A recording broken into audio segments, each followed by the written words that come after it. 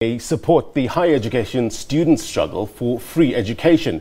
They gathered at the scene where the DUT student Mlungisi Madonsela was allegedly shot earlier this week. Madonsela died on arrival at a Durban hospital. He sustained gunshot wounds during a scuffle between students and campus security guards outside the Steve Biko campus in Durban. This is the allegation. Meanwhile, Wits University says protests at the main campus in Braamfontein Johannesburg have nothing to do with free education, but rather a deliberate attempt to destabilise the institution. Students have been protesting since Monday, demanding that the university provide them accommodation and address issues around historical debt. Now, the university has now appealed to government to intervene to resolve the crisis at institutions of higher learning. Let's further this discussion and talk about so-called crisis at our universities. We're joined in studio by the Chief Executive Officer at the University of South Africa, Professor Ahmed Bawa. Professor, thank you very much indeed for your time. We've been using this word crisis. I'm not sure if you're using the word crisis loosely. From your point of view, are higher institutions in South Africa in crisis? I don't think the universities are in crisis, but I think that we're at a point of crisis. First of all, thank you for having me. So I think there are a couple of things that we just have to keep in mind. The one is that the new student funding system is in place. As far as we can tell, it's working much better now than it did last year. Something like 160,000 students have already been funded, received funding, which is unprecedented, really. But we just have to remind ourselves that the new bursary system really caters only for those students that come from families where the family income is below 350,000.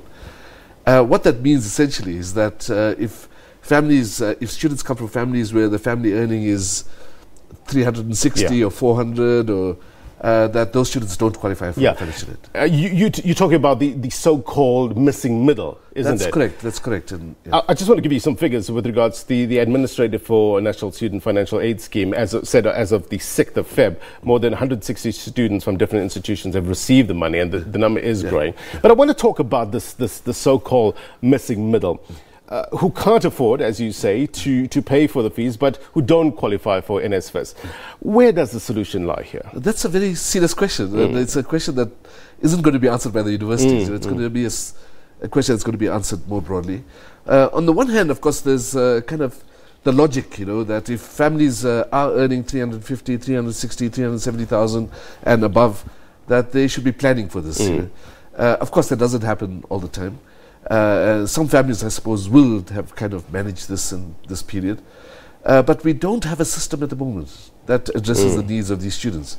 So I would like to suggest, in fact, that the current crisis really focuses in on those students. So it's tuition fees, historic debt, and access to accommodation.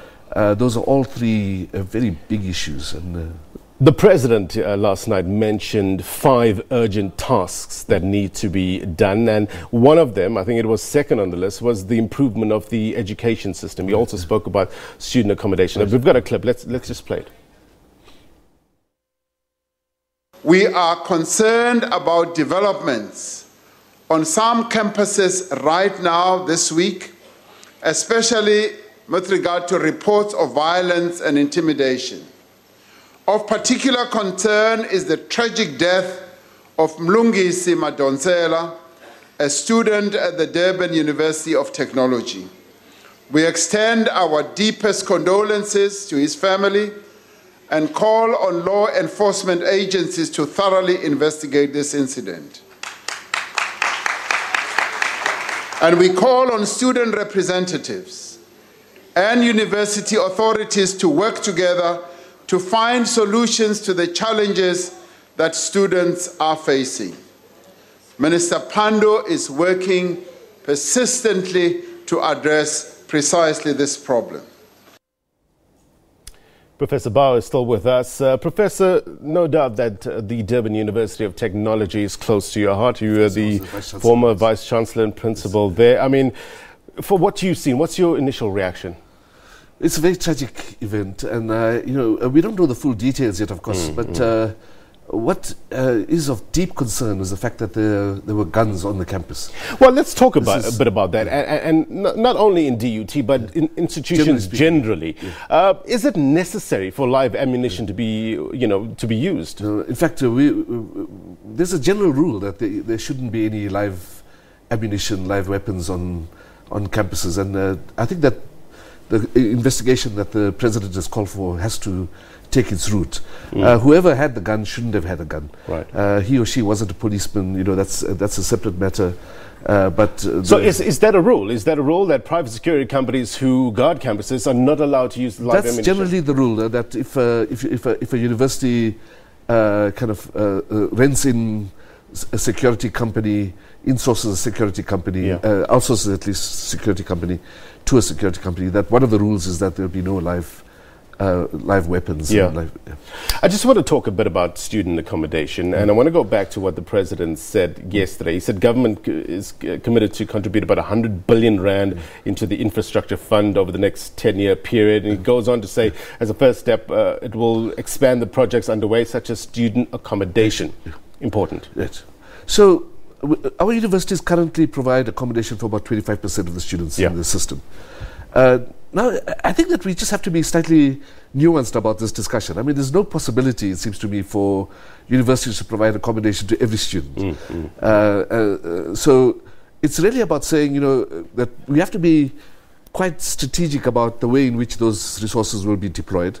On the one hand, if you go to the University of Zululand, for example, one would imagine that there'd be accommodation provided for 70-80% of the students, because there just isn't the infrastructure around the university. I want to give you a further example, and I do this because we had a bit of a chat with the Wits spokesperson yesterday, and they were saying that in Wits there's about 6,700 beds available, and according to the Wits spokesperson, the demand is about 13,000. And do you think there needs to be more of a national government intervention here? Well, I think it's two things. I mean, I think it's, on the one hand, it's the idea of really having more government investment. Again, I just want to emphasize on a strategic basis.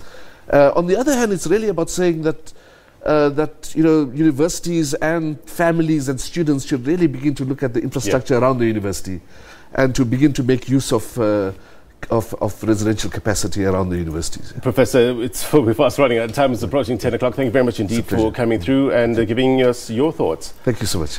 That was the Chief Executive Officer at Universities South Africa, Professor Ahmed Bawa. Let's take a quick break. More after this.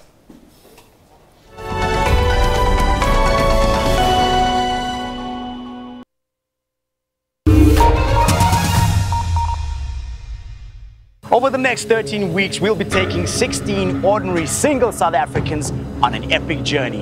A journey to face their fears and grueling challenges, but ultimately a journey to find love and claim the grand prize of 100,000 Rand.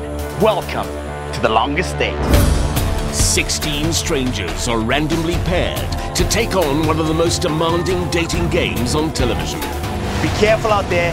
It is dangerous. The newly matched couples will soon find out their strengths and weaknesses as they tackle timed obstacles to avoid the dreaded save yourself task. In my life, did I never think that I would be able to eat whatever the creepy crawlies was that I just ate.